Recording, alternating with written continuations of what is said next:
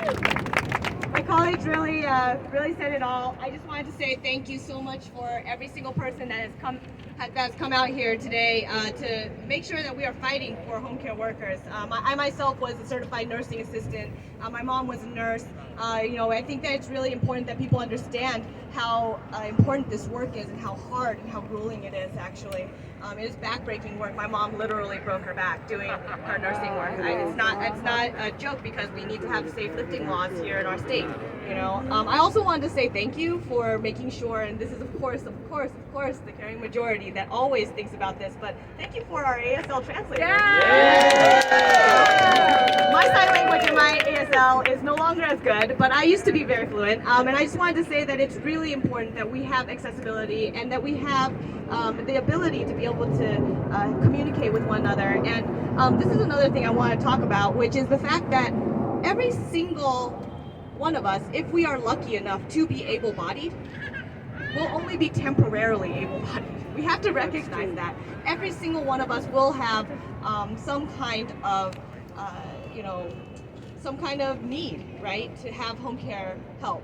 I was my grandmother's home care worker. I helped with my grandfather as well. I think that there's a lot of folks who don't realize how important it is to have that help, because that is what will help some of our folks be able to stay at home and continue to be able to live the lives that they love and be able to pass on the wisdom to their families, be able to be that particularly special person in somebody else's life.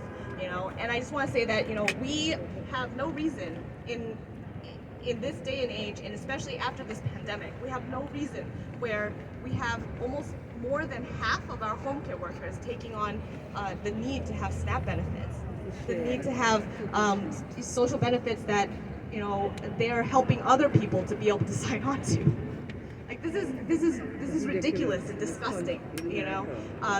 This is work that is life-changing, life-altering, life-saving. And I'm going to tell you a story that really quickly. I know that we have so many speakers and I don't want to take up more time, but I'm going to tell you a really quick story about something that happened in my district. Our home care workers and our nurses and our folks who provide health care, they always put patients first, just like the way that so many workers do. And I had a home care worker who actually had caught COVID. Her patient was a constituent of mine who had a stroke. And she had a stroke and nobody had found her for 4 days because this home care worker who had caught COVID, she had called in to let folks know that she had caught COVID and she didn't want to make it so that her very needy client was actually going to be able to be at risk, right? This is at the very beginning of the pandemic. And this woman had sat in her own feces and her own urine for 4 days. And luckily, I was able to find her and help her and clean her up and all of those things, and we were able to get her help. But it was because, when the home care worker had filed to say that, this woman needed help and that she had COVID and she was going to the hospital and she was going to end up staying there, that there weren't enough home care workers.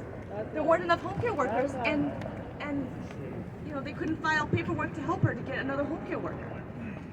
And I just want to say that this is an industry that is so desperately needing funding, so desperately needing more people, so desperately needing to attract more good work, and I think that it's just so important right now that we are fighting for this. We're fighting to make sure that we are giving folks fair pay, and that we are fighting to make sure that we are ending that 24-hour workday that has been so poisonous to our system. We have so much work to do, but I just want to say this is the group that's going to get it done. This year in Albany, we need to make sure that we are doing this, because after this pandemic, I can only say that there are more folks who need help than ever. So thank you so much for all of your work. This is to my